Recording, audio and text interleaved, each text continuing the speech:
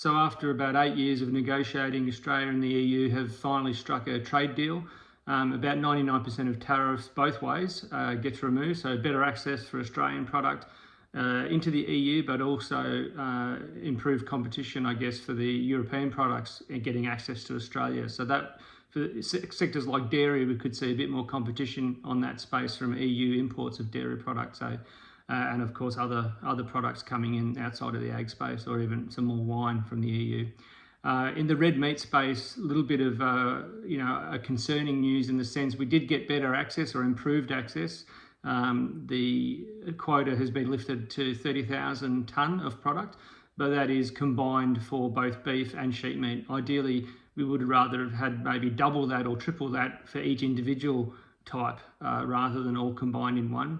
And that 30,000 tonne is actually subject to a tariff when it goes past 55%. So there is a safeguard quota at 55% of that 30,000 or so.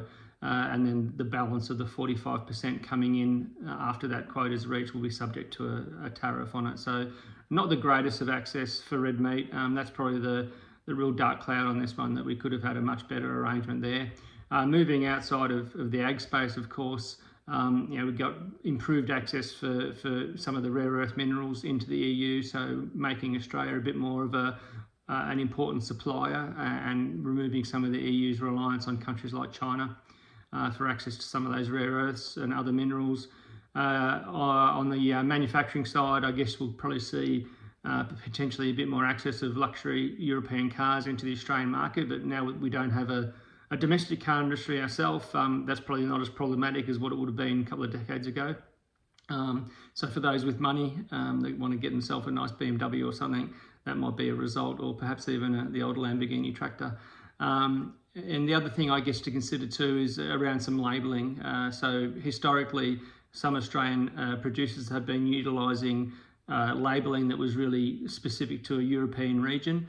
Think back to the days with the wine when we used to call certain wines Bordeaux or Beaujolais, and we had to move across to naming those wines as a grape varietal, like a Cab Sav or a Chardonnay or a Pinot Noir. Historically, we used to utilise those European names. That's going to strengthen the regulations around that with this access. So some Australian products that still use those European names, like Prosecco, or some of the cheese types like Brie and kind of Camembert, it's French varietals that are specific to a region. Some of the Australian producers will have to relabel over time and adjust how they describe a product. That's, I guess, another factor that comes out of this trade deal. Broadly speaking, it's a bit of a win for the Australian government to be able to promote, and always better access to trade is a good thing, but particularly in the red meat space, it could have been a little bit more favourable for us. Unfortunately, that wasn't able to be negotiated, but this is how it goes with some of these trade deals. You've got to give a bit and you've got to take a bit, and in this instance, the red meat sector had to do the giving. That's it for a bit of an update. We'll see you when you got nothing on.